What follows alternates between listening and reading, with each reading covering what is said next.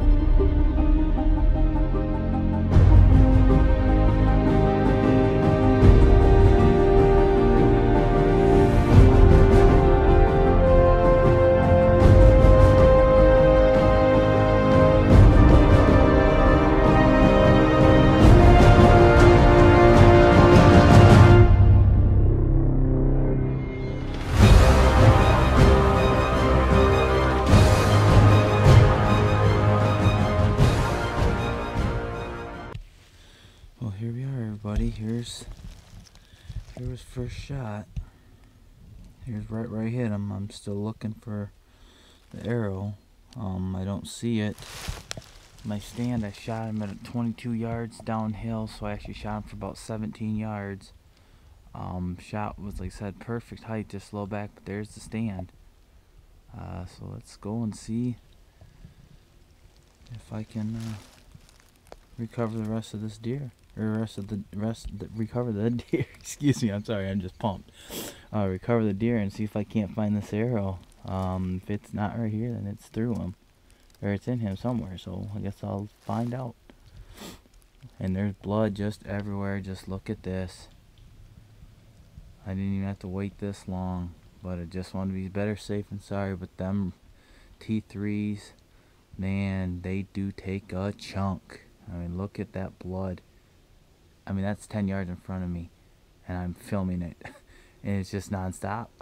This is insane what them broadheads did. But anyway, I'm gonna be on the quest now for the recovery of the deer. Stick along. Can't find the arrow. I don't understand. I've been looking right where it should be and it's not there, but now we're gonna go ahead. It's just the blood trail's insane. Like I said, this is just ridiculous. I know he did go about 70 yards, which is why I gave him this time, because I may have only caught one lung in the liver, but to get blood like this, it's man, good night. Let's go find him. And there he is, everybody.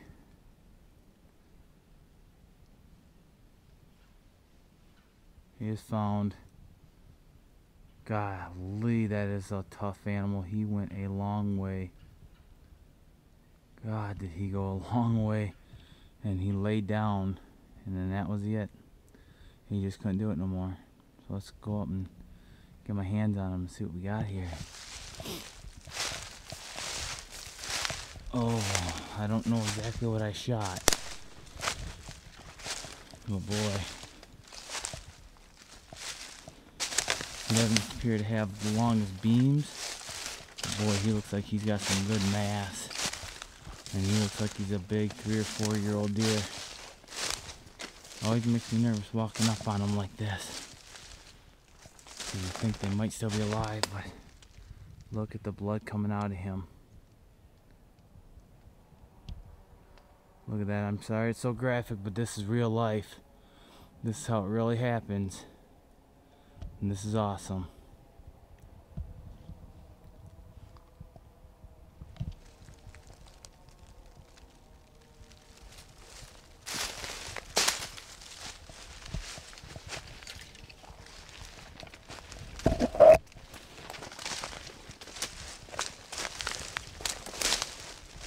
Died right on the fence line. Oh, he's got a split G2. Boy, I drilled him better than I thought. He's probably gonna go about 125, 130. I'm happy to take him. It's my first year filming with Kickapoo Valley Outdoors. And I couldn't be any more happier than what I am right now. He may not be the biggest buck in the woods, but by God, he's a good deer. And he's recovered, and that's all that matters. So I'll get pictures of him, and we'll see you all later. Thank you for being with me today. Wow, Duncan, what a great buck. I mean, that hunt was special. I mean, you could see on his face how jacked up and emotional he got. And as hunters, I think that's exactly what it's all about, is just the love and emotion for hunting. No, it is. And that buck, I know he's not a big booner running around the woods. But there's actually that deer has sentiment to me. And the reason why is I've been in that property 3 years and I've been trying to manage very effectively. I have not shot a doe. I have yet to shoot a buck. And I have seen some nice ones, just the opportunities never came that I was able to harvest one. But just to see them was great. But in that area for that property, the genetic line of that buck, that's a genetic trait from the bucks in past years. They don't ever mature and be monsters. I mean, they're very respectable 135, 140 inch deer, But at 6 years old, they're about their peak potential. So they're just management deer. Yes. It's a management kill. Absolutely. It's pretty much a management deer. So I took him out. Not only was he a mature 4.5-year-old deer, but he had some cool character, but he just was never going to be equipped with that, stargazing, racks. Yeah, like one of these up here. So I actually do that for a management purpose, but, I am more than grateful than ever to take that deer because I respect the animal. In fact, that deer did something I have never had a deer do before. I center punched that deer. I took out one lung, his front lung that you saw, where I shot him on, because it looked back. I know the hit looked back, you guys, but it wasn't actually. It was just my camera angle. But I took out his lung and his liver. In fact, I laced the liver in half. It was 2 big chunks when I field dressed him. But that deer still managed to go 92 yards and up a hill and started to go down the ridge before he got to the fence line. So I'm just that was a true testament of how tough these animals are. And he bled from the time I hit him to the time I found him, which is why you don't see much of the recovery, because I was just on my own and I was just so excited. I was pretty much running through the woods with the camera down. Wasn't very good, so we elected to keep that out until I found the deer. But the blood trail was just absolutely insane. I mean, from where I hit him to where he died, I never could not lay my eyes on blood 5-10 feet ahead of me the whole time. And as hunters, whitetail hunters, we all know what it's like to hit a deer hard and it to keep going, especially during the rut. I mean, absolutely. Those bucks get love drunk and they're invincible for the most part until they run out of blood or air, depending on where you hit them. That's exactly it. The whitetails, they are so tough, and that's what we respect the most about these animals is their toughness, their resiliency. Yeah, their will to live. I mean, incredible.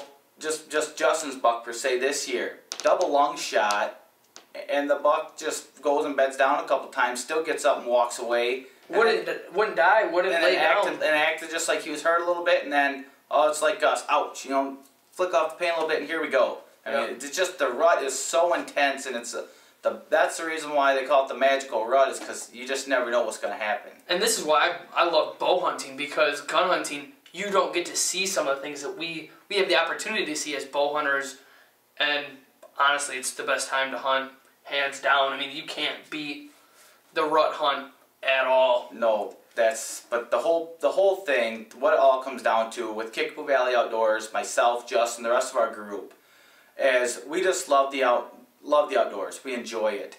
We're great woodsmen and stewards of our land. Correct. And we just want to try to show you guys how much we enjoy doing it by doing this for you. So that's been the ultimate goal the whole time, is try to please ourselves individually, but then as our viewers, we just want you guys to like what we do. So that's what we're trying to accomplish here for you guys. And as you're going to see, our quality is going to continue to grow and be better. We're learning as we come to our second year, our first full year of Kickapoo Valley Outdoors. We're really excited for this next year. Our invite plots are looking incredible. Early season is going to be the key, I think, for a lot of us with our invite plots. They're looking great, and for me myself, I've got great land, and I think the invite plot is going to hopefully bring them across the fence line. So. Yep, my invite plots are looking pretty good too. So, and a couple of our other guys. So it should be a pretty exciting year. So as we close the 2013 season and get ready for that 2014 season, we're excited and eager to hit this 2014 season. So hopefully you guys enjoy what we do and stay tuned to future videos. Yep, thank you very much. You guys have a good day. Thank you for being with us.